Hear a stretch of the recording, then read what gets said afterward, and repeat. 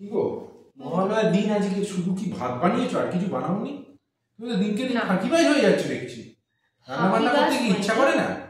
কথাটা শোনো, আমি আজকে বানিয়েছি হচ্ছে বিরিয়ানি। বিরিয়ানি? আজকে জানো না মহালয়ার দিন আমরা নিরামিষ খাই।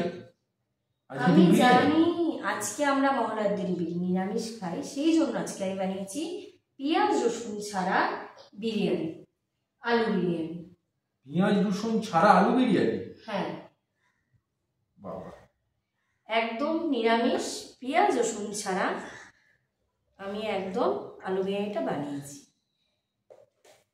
গন্ধটা তো খুবই সুন্দর বেরোচ্ছে। অ্যারোমাটা কি সুন্দর না?